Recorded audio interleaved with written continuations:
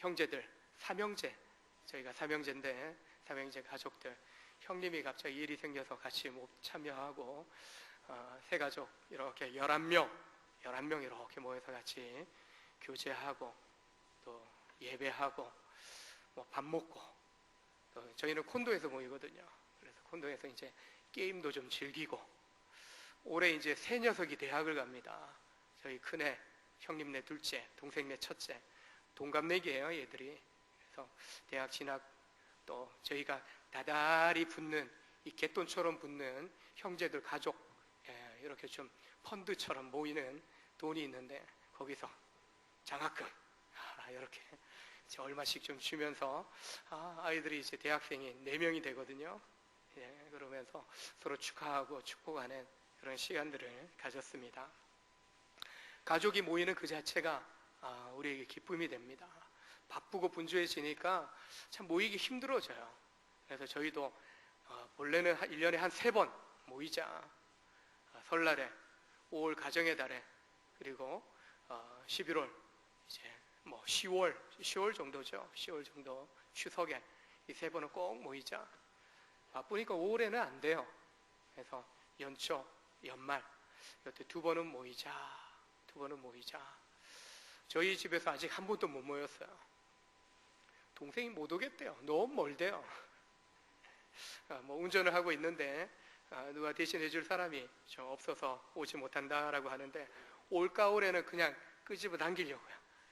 그래도 좀 형님이 서울 온 지 한 3년 됐는데만 한번 와야 되지 않냐, 내려가서 제가 그렇게 이야기는 했는데, 이런 가족들 모임을 통해서 우리가 좀 서로 위로하고 격려하고 또 감사한 소식들을 좀 나누면서 함께 기뻐하고, 함께 또 가정 안에 여러 소망했던 일들이 이루어지는 것들을 보면서 또 같이 축하하고 축복할 수 있어서 또 기쁨이 되더라고요. 믿음의 가정 가운데 특별히 또 구원받는 가족들이 있고, 또 새 소망을 가지고 서로 고백하면서, 이번 교회는 제가 또 그래도 뭐 큰아빠이자 또 제가 작은아빠가 되기 때문에 또 목사니까 또 새 소망 기도 제목 나누고, 아이들도 안수해서 또 축복 기도도 해주고, 가족들 있을 때에는 또 가족들 뭐 형님 동생한테 기도해주고, 당신들이 아버지니까 당신들이 또 기도하십시오라고 또 손을 얹어서 같이 기도하는 그런 시간도 갖기도 했습니다. 이번 명절을 기해서요, 어떤 가정은 추도 예배로, 자세하게 몰랐어요. 목사님 제사 안 지내고 추도 예배 드리려고 하는데 어떻게 하면 됩니까? 순서 좀 알려주세요. 우리 그 가정 예배 순서지 안 가져가셨어요. 이번 주에 못 갔어요. 그래서 이제 제가 사진으로 찍어 보내드릴게요. 교회 오면 드릴 수 있는데 오시죠. 시간이 안 될 것 같아요. 찍어 보낼게요. 스마트폰이 그게 좋더라고요. 찍어서 보냈어요.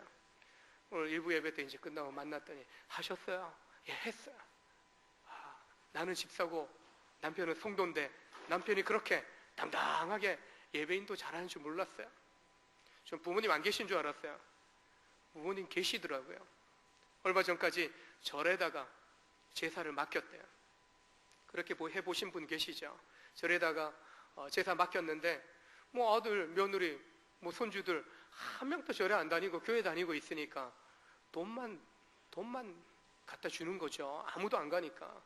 그래서 제사 가지고 왔다는 거예요. 이 며느리는 제사 지내야 되고 제사 음식 준비해야 되는가 염려하는데, 이 남편 성도님이 예배하겠습니다. 제가 교회 다니고 있고 세례까지 받고 이렇게 열심히 하는데 이 귀신 섬기는 거 이거 옳지 않습니다. 아버지 어머니를 이 남편 성도님이 설득을 하셨대요. 그리고 드디어 명절날 아침에 부모님은 고개 푹 숙이고 있지만 그래도 당당하게 예배 순서 따라서 예배를 인도했대요. 아내 입장에 볼 때 나는 며느리 아무 소리 못했는데 이 아들이, 남편이 너무나 자연스럽게 예배를 잘 인도하더래요. 은혜 받았대요. 그 모습에. 이처럼 명절 기회에서 우리 가정 안에 이런 놀라운 변화들을 경험하는 가정들도 있었던 것을 보게 됩니다.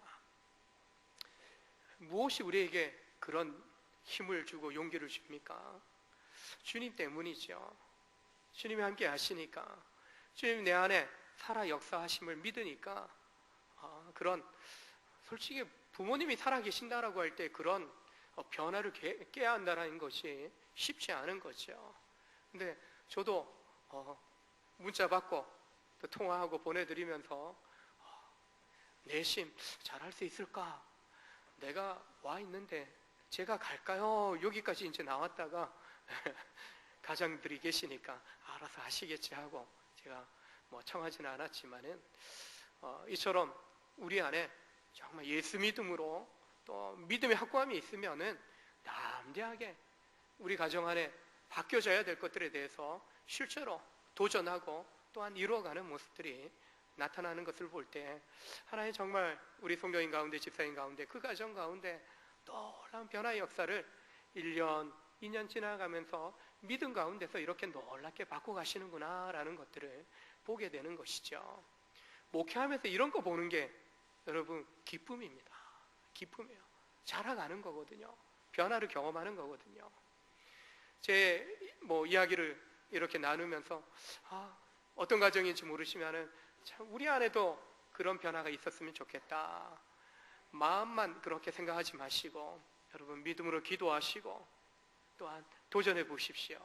반드시 여러분 가정 안에도 그런 놀라운 변화, 또 예배 가운데 준비하고 예배하는 가운데 믿음 없는 가족들이 거듭나는, 또한 예수 이름의 권세 앞에 다시 회복하는 놀라운 그런 믿음의 역사들이 나타나게 될 줄로 믿습니다. 예수님께서 하늘 보좌를 버리시고 이 가난한 인간으로 인생으로 이 땅 가운데 내려오셨습니다. 사람의 모습으로 오셨지만 여전히 하늘로부터 오신 정말 하나님의 아들로서 하나님의 거룩하신 분으로서 하늘의 권세를 갖고 계신 분이십니다. 바로 하나님의 자녀된 권세를 예수 믿음으로 우리에게도 주셨다라고 말씀합니다. 예수님의 권세가 우리에게 덧입혀진 것이죠. 무엇보다도 공생애 가운데 제자들에게도 질병을 치료하는, 마귀를 쫓아내는 그런 권세를 주시면서 전도자로 파송하시기도 합니다. 승천하신 이후에는 어떠합니까? 약속하신 성령을 보내주심으로 성령의 충만한 권능에 힘입어 담대하게 복음을 전하는 그런 능력의 사람들로 그들을 세워주시는 것을 보게 됩니다. 이처럼 주님께서 주님의 그 권세를 풍성하게 경험하는 삶을 살아가도록 예수 이름의 그 믿음으로 말미암아 그 권세 아래 살아가는 그런 은혜를 우리 가운데 주신 줄로 믿으시길 바랍니다. 공생애 가운데 예수님이 가장 두드러지는 그런 사역 중에 하나가 오늘 본문에 등장하는 이 가르치는 사역입니다. 즉 그 가르침을 통해서 말씀의 권세가, 권능이 나타나는, 권위가 나타나는 그런 역사들이 임하는 것을 보게 됩니다. 실제로 사장 서두에는 이제 지난주에는 우리가 시험 받으시는 그 바로 직전의 말씀을 보게 되면 나사렛, 고향 땅 나사렛에서는 오히려 배척받는, 한마디로 쫓겨나는 그런 수모를 당하십니다. 그러나 이제 공생의 주 사역지가 가버나움인데 그 가버나움으로 내려가셔서 그곳에서 이제 안식일을 맞아서 회당에서 복음을 전하게 됩니다. 근데 그 복음을 전하는 가운데 그 가르침의 사람들이 다 놀랐다라고 이야기합니다. 그들의 고백이 이 말씀이 얼마나 권위가 있는지, 권세가 있는지, 이런 말씀이, 이 말씀은 어디서도 우리가 들어보지 못하였다라고 그들이 놀라운 반응을 하는 것이죠. 말씀에 권위가 있다, 말씀에 권세가 있다라는 것은 뭔가 목청 높여서 예수 믿으라고, 성령 충만 받으라고, 할렐루야, 뭔가 목소리 저음을 깔고 그렇게 보이는 듯한 그런 음성으로 보인다고, 이야기한다고 되어지는 것도 아니고, 유창한 목소리로 당당하게 이야기를 전한다고 되어지는 것도 아니고, 사람의 어떤 기교, 사람이 전하는 어떤 소리에 어떤 방법들, 내용들을 통해서가 아니라 하나님의 말씀 그 자체가 권능이 있고 권세가 있다라는 것입니다.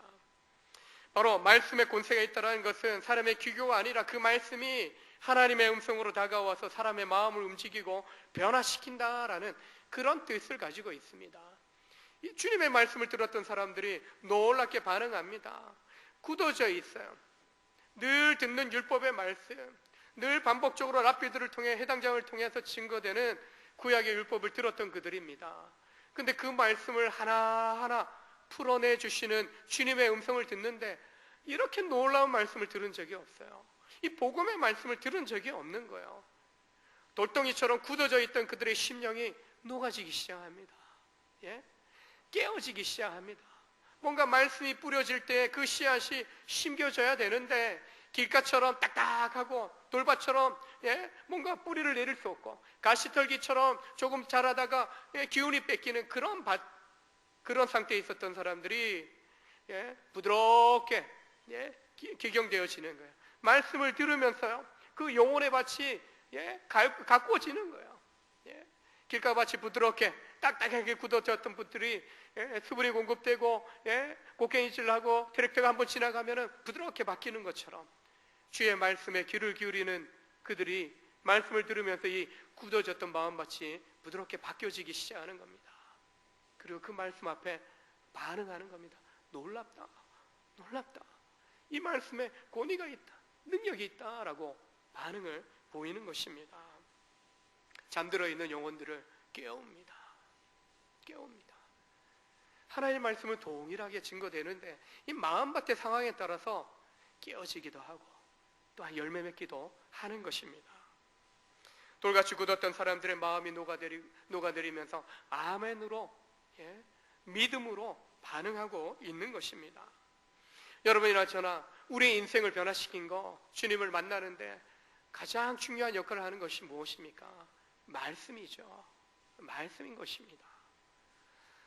믿음생활 2년차 고등학교 1학년 때 세례도 받고 여전히 뜨뜻미지근하게 내가 뭐 믿고 있는지 여전히 찾고 구하는 심령으로 예배 맨 앞자리에 앉아서 말씀을 받아 적으면서 정말 이게 진리일까? 늘 의문을 던지는 게 이것이에요. 이게 정말 진리인가? 근데 어느 날 말씀을 듣다가 제 속에서 이게 진리다, 이게 진리다라는 내적인 확신이 일어나는 겁니다. 학생들에게 복음을 전하는 사역을 하던 중에 어느 날 지쳐 있을 때 말씀으로 주님이 찾아오십니다. 나는 포도나무여 너희는 가지니 그가 내가 그 안에 거하면 사람이 많은 열매를 맺나니 나를 떠나서는 너희가 아무것도 할 수 없습니다. 사역자들의 가장 큰 고민이 뭡니까? 열매요, 열매. 사역에 뭔가 결실이 있는가, 결과가 있는가요? 뭔가 변화가 안 일어나요. 모태신앙, 이 모태 빠진 녀석들이 안 변해요. 1년 동안 정성 쏟고 말씀 훈련해도 이 마음밭이 안 바뀌어요. 그 마음에 있는 상처들 때문에 굳어져 있어요. 그걸 녹여내는데 1년이 가고 2년이 가고 한 3년쯤 가야 열매가 보여요. 근데 1년 동안 농사 열심히 했는데 태풍 한번 지나가고 홍수 나면 다 쓰러지면 농부의 심정이 어떻습니까? 다 갈기갈기 찢겨지는 거죠. 목회자의 심정도 복음 전도자의 심정도 마찬가지죠. 열심히 말씀을 뿌렸는데 결실이 없어요. 결과가 없어요. 그럴 때는 낭망하게 되는 거죠. 근데 그런 절망 가운데 주님 찾아와서 그런 부분에 대해서 위로해 주십니다. 네가 내 안에 거하면 된다. 열매에 대해서 네가 나한테 붙어 있고 내 안에 거하고 내 말씀 안에서 너가 늘 믿음의 뿌리를 내리고 견고하게 서 있기만 하면 된다. 너가 흔들릴 필요가 없다. 붙어 있기만 해라. 내 안에 거하기만 해라. 내가 책임져 줄게. 너의 노력과 상관없이 너가 붙어 있으면 절로 꽃을 피우고 열매 맺는 그런 삶으로 내가 결국에는 바꿔가겠다, 세워가겠다라고 위로해 주시는 거죠. 주님의 말씀에 능력이 있습니다. 위로함을 얻게 되고 믿음의 소망을 얻게 되는 것입니다. 예수님의 권세를, 이 권위를 경험하기를 원한다면 말씀 앞에 나아가야 하는 것입니다. 성경이 그냥 책입니까? 성령의 감동으로 기록된 책입니다. 그래서 성경을 대할 때 우리는 내 머리로 내 이성으로 깨달음을 얻으려고 해서는 안 되는 거죠. 성령의 도우심을 구해야 되는 것입니다. 시편 119편 18절에 내 눈을 열어서 주의 율법에서 놀라운 것을 보게 하소서. 내 눈을 열어서 주의 법에 기이한 것을 좀 보게, 깨닫게 해 주십시오. 우리는 매일 말씀을 묵상하는 가운데 하나님의 깨닫게 하시는 지혜를 구해야 됩니다. 믿음의 눈을 좀 열어주도록, 내 심령의 마음을 좀 열어주도록 우리가 구해야 되는 것입니다. 내 지식으로 판단하고 내 지식으로 뭔가를 깨달아 알려고 할 때에는 얕은 지식 수준에 머무는 거죠.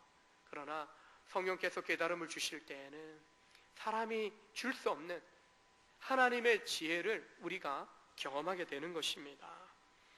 육신의 생각, 육신의 생명을 위해서 우리가 날마다 삼시세끼 다 꼬박꼬박 챙겨 먹고 간식까지 챙겨 먹습니다. 육의 양식은 잘 공급하는데 이 영혼의 양식을 위해서는 내 심령이 강건해지는 데는 잘 투자하지 않는, 노력하지 않는 경우들이 참 많이 있습니다. 열심히 매일 성경을 통해서 말씀을 묵상하노라고 10구절, 20구절 길어야 되는 말씀 묵상하는 것도 그 짬 내는 거 5분, 10분 내는 걸 너무 바쁘다고 무시해버립니다. 근데 이것을 소중히 여기는 사람들은요, 그 5분이 10분 되고 10분이 20분 되고 20분이 30분 되고 1시간 되는 말씀과 기도로 내 삶의 우선순위를 두고 하나님 앞에 나아가는 삶을 살아가는 사람들은 달라집니다. 믿음의 성장을 이루게 됩니다. 하나님의 권세를 경험하게 되는 것입니다. 은혜 경험하기를 원하며 하나님의 축복받기를 원한다면 말씀 앞에 나아가야 하는 것입니다. 내가 육신의 생명만 보존하기 위해서 살찌우는 것이 아니라 내 영혼을 살찌우는, 내 영혼의 생명력을 충만하게 내가 채워가는 것이 아닙니다.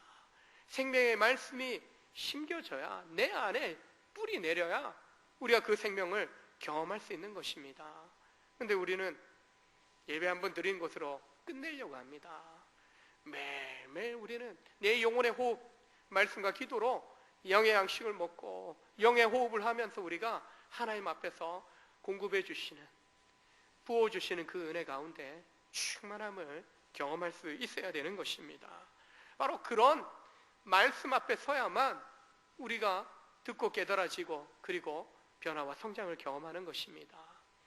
유명하게 우리가 잘 아는 성 어거스틴, 참 인격적으로 주님 만나기 전에도 똑똑한 사람입니다. 뭔가 알만한, 뭔가 좀 재능도 있는 탁월한 사람이었습니다. 근데 그에게 문제는요, 어머니 모니카의 깊은 기도도 있었지만, 뜨거운 기도도 있었지만 품행이 방자하고 제멋대로인 그런 인생을 살아가던 청년이었습니다. 근데 어느 날 그가 어머니의 중보기도대로 어느 날 암브로스라는 목사님의 전도 설교를 듣다가 그가 깨어지게 됩니다. 로마서 13장 12절로 15절의 말씀을 듣는 가운데 어둠의 일을 벗고 빛의 갑옷을 입자라는 그 말씀을 듣는 가운데 그가 자기 자신의 영혼의, 자기 인생의 그 어둠의 상황을 깨닫게 되고 그리고 회개하고 또한 주님 앞에서 정말 주의 일꾼으로 새로워지는 그런 인생을 열어가게 됩니다. 방탕의 삶 다 내려놓고 새롭게 정말 주께서 쓰시는 놀라운 복음의 학자로 그가 세워지게 되는 것을 보게 됩니다. 말씀이 들려져야 합니다. 말씀을 들어야 되는 거고, 말씀 앞에 설 때 말씀이 내 가슴 속에 부딪혀야 깨어지게 되는 것이죠. 근데 말씀 내 속에 부딪히는 것에 대해서 부담스러워합니다. 뭔가 죄책감에 빠지는 거, 내가 회개해야 될 것 같은 그런 상황에 안 들어가려고 해요. 말씀 앞에 서면은 날마다 말씀 앞에 서게 되면 깨어져야 됩니다. 회개해야 됩니다. 그 말씀의 빛 앞에 비추어서 나의 연약함에 대하여, 나의 죄됨에 대해서 회개하고 달라져야 되고 바뀌어져야 되는 거죠. 근데 우리가 그걸 불편해합니다.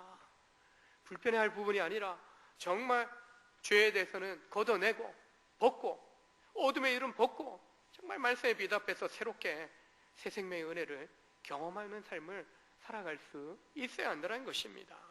바로 어둠 가운데, 율법 가운데 굳어졌던 인생을 살아가던 사람들이 말씀의 권세자 주님의 말씀 앞에 귀를 기울이게 되고 그 말씀에 집중하게 되었을 때 그들의 심령에 감동함이 일어나고 깨어짐이 일어날 수 있었던 것을 보게 됩니다. 새해에는 정말 말씀과 함께하는 삶을 사실 수 있기를 주의 이름으로 축원합니다. 말씀이 육신이 되어 우리 가운데 오신 분이 주님이십니다. 그 주님을 믿는다라고 할 때, 그 주님을 경험한다라고 할 때는 다른 것에서 우리가 경험할 수 없습니다. 오직 이 말씀을 읽고 묵상하고 그 가운데 기록한 대로 지켜 행할 때 약속하신 대로 하나님의 은혜와 복을 경험하는 삶을 살게 될 줄로 믿으시길 바랍니다. 이 말씀의 권세가, 주님의 권세가 구체적으로 33절로 36절을 보면은 더러운 귀신을 쫓아내는 권세로 나타납니다. 가르치님을 통해서 말씀의 권능을 나타내시기도 했지만 실제로 주님의 사역의 또 하나는 치유 사역입니다. 귀신 들려 있는 이 사람에게서 귀신을 쫓아내는 그런 말씀의 권능을 나타내시는 거죠. 귀신 들려 있다, 귀신이다, 영적인 악한 존재들을 이야기합니다.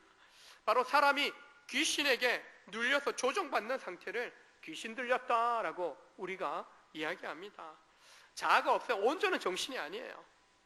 마귀가 드러납니다. 마귀가 조종하는 대로 걷잡을 수 없이, 자기 의지와 상관없이 저 사람 이상한 것 같아 라고 누가 보더라도 그런 행동을 일삼게 되는 것을 보게 됩니다.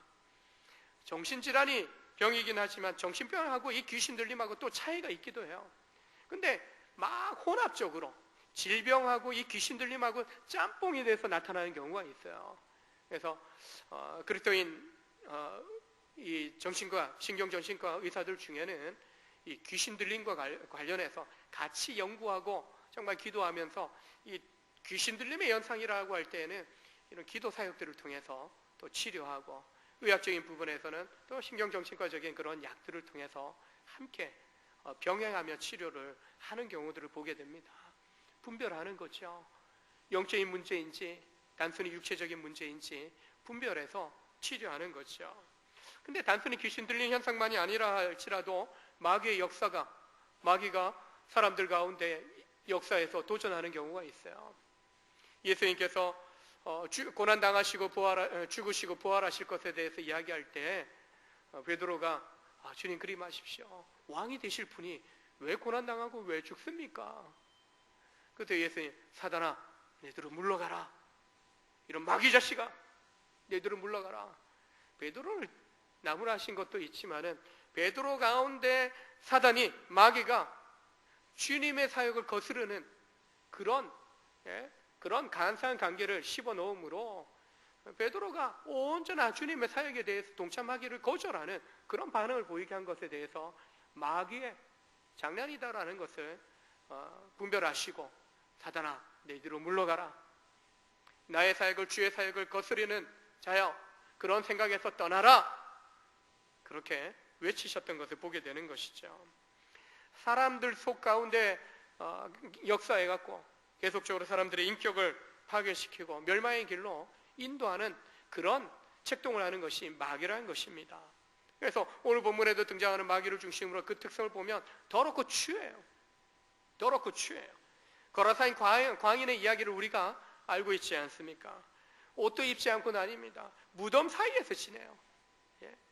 가족에게서 멀어져요. 미쳐 날뛰니까요.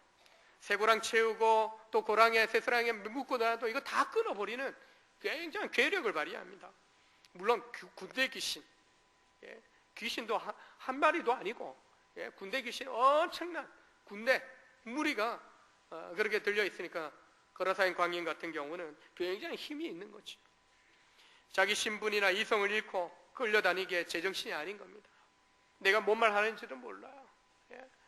눈에 초점도 잃어버립니다. 모든 관계도 파괴합니다. 바로 사람의 영혼, 육신의 삶을 다 깨뜨려버리고 파멸의 길로 이끄는 존재가 마귀란 겁니다. 무엇보다도 마귀는 예수님과의 관계를 두려워합니다.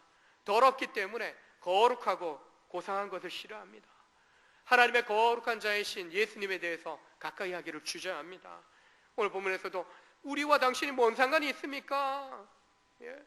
우리에게 멀어지십시오. 당신이 떠나십시오. 여기는 내 영역입니다. 회당장 안에 귀신 들린 자가 들어와 있어요. 교회 안에도 귀신 들린 사람이 들어올 수 있어요. 근데 말씀 듣는 중에 그 말씀의 권위 앞에 지금 드러나는 겁니다. 하나님의 거룩하심, 자 예수님 앞에 그 더러운 상태로 그 사람을 얼매게 할 수 없는 거예요. 나올 수밖에 없는 겁니다. 예수님을 싫어합니다. 성도를 싫어합니다. 하나님의 말씀을 싫어하고 마귀는 회피합니다. 인간적인 이야기, 세상 이야기만 하고 말씀에 대해서는 피하려고 합니다. 예배의 자리보다 세상적인 자리에 가기를 더 즐겨하는 것입니다. 영적인 사람들은 피하고 세상적인 사람들은 가까이 하는 것이 더 좋게 만들어 갑니다. 본문에 귀신 들린 자도 해당에 나오긴 했지만 말씀을 그 심령에 영접하기를 꺼리는 거예요. 왜요? 받아들이면 내가 떠나야 되니까 꽉 묶고 받아들이지 못하게 그 사람을 잡고 있는 것입니다. 바로 귀신은 예수님과 우리와의 관계를 끊어내려고 하는 것입니다. 요한복음 13장 2절을 보면 귀신이 가룟 유다의 마음에 예수님을 팔려는 생각을 넣었고 그 마음을요, 사단이 마귀가 주는 그 마음을, 그 생각을 그대로 유다가 품어버립니다. 몇 번 내가 너가 어떤 마음 품고 마귀가 어떤 마음을 너에게 생각을 집어넣는지 안다. 주님 안다라는 것을 회개하고 돌이킬 기회를 주지만 그대로 행하고 마는 것이죠. 우리 가운데 그런 유혹은 계속해서 도전해 올 수 있는 겁니다. 그 마음을 품어서는 안 되는 거죠. 거절하고 대적해야만 되는 것입니다. 마귀를 대적하라고 분명하게 말씀하고 있습니다. 하나님께 가까이 하는 것이 우리에게 복이 되지만 마귀를 가까이 한다, 마귀에 집어넣는 생각에 우리가 품어버리게 된다, 우리가 망하는 길로 가게 되는 것입니다. 세 번째는 사람을 넘어지게 합니다. 결국에 더럽고 추하게 만들고 모든 관계를 끊어버리고 결국에 와서는 넘어뜨려요. 그 사람을 붙잡고 있을 수 없으니까 결국은 쫓겨나가면서도 넘어뜨리는 겁니다. 물론 넘어졌지만 상하진 않았지만 넘어뜨린다는 건 무엇입니까? 죽게 하는 거예요. 폐인 만들고 멸망의 길로 만들게끔 하는 것이 귀신의 특성이라는 것입니다. 이런 악한 영들, 귀신 어떻게 싸워야 되는가? 에베소서 6장에서 하나님의 전신갑주를 입으라고, 하나님의 전신갑주를 취하라고 이야기합니다. 구원의 투구로부터 복음의 신을 신는 것까지 성령의 검, 하나님의 말씀으로 마귀를 대적하라고 분명하게 우리에게 가르쳐주고 있는 것입니다. 예수 이름으로 주님이 가르쳐주신 그 말씀의 권세로 우리가 대적해 나아갈 때 능히 물리치고 승리하게 되는 것입니다. 말씀을 읽기만 해도 마귀가 우리를 어떻게 흔들어 놓을 수 없는 겁니다. 늘 말씀을 기억하며 살아갈 때 결코 사단이 우리 가운데 역사하지 못하게 되는 것입니다. 오늘 새벽에 본문의 말씀을 여러분 묵상해 보셨습니까? 매일 성경 본문이 사도행전 19장 8절로 20절의 본문이었는데 복음을 전하는, 에베소 교회 가운데서 복음을 전하는 가운데 굳어진 마음으로 반응이 없는 그런 해당에서의 유대인들에게 복음 전하는 사역을 한 3개월 노력하다가 발 털고 손 털고 나옵니다. 그리고 2년간 두란노 서원에서 그 아시아 지역에, 에베소 지역에, 무시아 지역에 있는 그 일대 지방의 사람들이 다 복음을 들을 수 있도록 복음을 전합니다. 그때 말씀이 증거되는 가운데 하나님이 바울의 손으로 놀라운 능력을 행하게 하셨다. 말씀이 임하는 곳에 하나님의 능력이 임하는 겁니다. 손수건으로, 앞치마로 바울의 몸에 있었던 것을 병자에게 얹기만 해도 치유받는 놀라운 기적이 나타납니다. 19장 20절에 주의 말씀이 힘이 있어 흥왕하여 세력을 얻게 되었다. 주의 말씀이 힘이 있다, 주의 말씀에 권위가 있다, 권세가 있다라고 분명히 증거합니다. 예수 이름으로 복음을 증거하는 가운데, 예수 이름으로 말씀이 선포되는 가운데 놀라운 회복과 치유의 역사들이 나타나는 줄로 믿으시길 바랍니다. 다른 사람 아닙니다. 주의 약속의 말씀을 믿고 의지하며 함께 가족들이 예배하는 가운데, 믿음의 공동체 가운데에서 예배하는 가운데 그 말씀을 믿음으로 받고 주님의 은혜를 구하며 간절히 기도할 때 반드시 사도들을 통하여 주님의 친히 이루셨던 것처럼 우리에게도 그 말씀의 권능이 우리 입술의 고백을 통하여, 예수 이름의 권능을 통하여, 선포를 통하여 나타나게 되는 줄로 믿으시길 바랍니다. 이처럼 주님께서 친히 시끄럽게 떠들어요. 이 귀신이 나는 안다, 나는 안다. 막 분위기를 어수선하게 만들어요. 떠들썩하게 만들어요. 난 당신이 누군지 안다. 당신이 왜 우리와 상관이 있냐? 당신이 나가고 여기 해당은 내 영역이다. 줄이를 틀고 있는 거예요. 그때 예수님이 떠드는 그 귀신을 향하여 잠잠하고 그 사람에게서 나가라. 잠잠하고 쉿, 나가 선포하시죠. 악한 영들이 뭐길래, 무슨 말을 했길래 그렇습니까? 하나님의 거룩하신 자, 공생의 초기입니다. 아직은 주님의 신분을 나타내실 그 시기가 아니라는 거예요. 괜히 분위기를 흐리고 있는 겁니다. 사람들 앞에서 시끌벅적 떠들게 만들고 허영심을 부추기고, 그리고 그 말을 듣는 대중들로 하여금 소동하도록 선동하는, 주님의 구원 사역을 방해하는 그런, 하나님의 거룩하신 자, 하나님의 아들, 귀신도 제대로 된 귀신이네. 아니에요.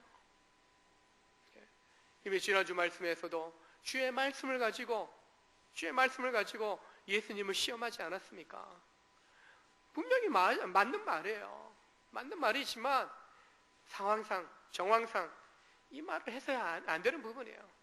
어떻게든지 주님의 사역을 방해하고 주님의 복음을 듣고 거듭나야 되는 사람들이 제대로 듣지 못하도록 방해하는 그 일들을 하고 있는 것입니다.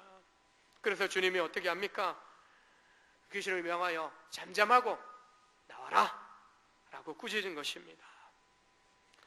정말 마귀는 사람의 생각을 공격합니다. 주로 시끄럽고 혼자스럽게 만들어서 공격합니다. 그럴듯한 그런 말을 가지고 혼란스럽게 만듭니다. 마음을 혼란스럽게 들뜨게 만들어요. 교만하게 만들어요. 어떤 유혹의 소리로, 욕망의 소리로, 또 주체할 수 없는 질투심, 오만불평, 그리고 낙심과 불신의 소리가 우리에게 들려진다 하지라도 괜히 그 생각, 그 마음을 품어버리면 휩쓸리게 되는 것입니다. 그럴 때마다 우리는 선포해야 됩니다. 내가 나사렛 예수의 명하노니 귀신아 입 닥쳐. 악한 영 내 마음에 도전하는 그런 혼미케 하는 악한 영에 대해서 예수 이름으로 물리쳐야 됩니다. 잠잠하라. 잠잠하라. 내 안에 악한 영이 임하여서 내 마음을 혼란스럽게 해요. 내 속에 임하여 나를 혼미케 하는 악한 영아 떠나가라. 우리는 예수 이름으로 명할 수 있어야 되는 것입니다. 이 공격은 우리 인생의 믿음의 여정을 가는 동안 결코 멈추지 않을 것입니다. 허영심으로, 폭력으로, 이기심으로, 의심으로, 욕망으로, 공허함으로, 오래 묵은 죄와 과거의 그런 상처로 견고한 진을 형성하는 거예요. 이 견고한 진을 깨뜨려 버리기 전에는 계속 이것이 사단이, 마귀가 틈타는 하나의 통로가 되는 겁니다. 그래서 우리는 내 안에 그 어떤 마음의 상처, 이 나쁜 이 견고한 진에 대해서 정말 말씀으로 누가 또 다 치워버려야 하는 것입니다. 물리쳐야 되는 겁니다. 그래서 가족 모임, 오늘까지 연휴를 보내고 있지만 여러분, 가족들 모일 때마다 저희가 1, 2주 전부터 기도를 준비하자고 이야기하는 이유가 거기 있어요. 모이면 다 똑똑하고 다 거룩한 게 아닙니다. 다 용서하고 사랑하고 또 섬기려는 자세를 가진 게 아니에요. 제각각 개성이 너무 뚜렷해요. 그러다 보니까 튀어나와요. 그럼 그게 싫다고 원망불평하고 싫은 소리 합니다. 잔소리 하는 거죠. 그러면은 다툼이 일어나죠. 화목해하고 서로 섬기고 사랑하고 또 하나 돼야 되는데 다툼이 일어나면 그거 누가 가장 좋아합니까? 마귀가 가장 좋아하는 거예요. 잘됐다 잘했다 잘했다 잘했다 잘했다. 다툴 때마다 옆에서 마귀가 박수치고 있다는 것을 우리가 기억해야 됩니다. 그래서 우리가 용서하고 사랑하고 섬기고 낮아지고 들으려고 하고, 또 때로는 잘못했으면 사과도 해야 돼요. 미안하다고 사과도 해야 돼요.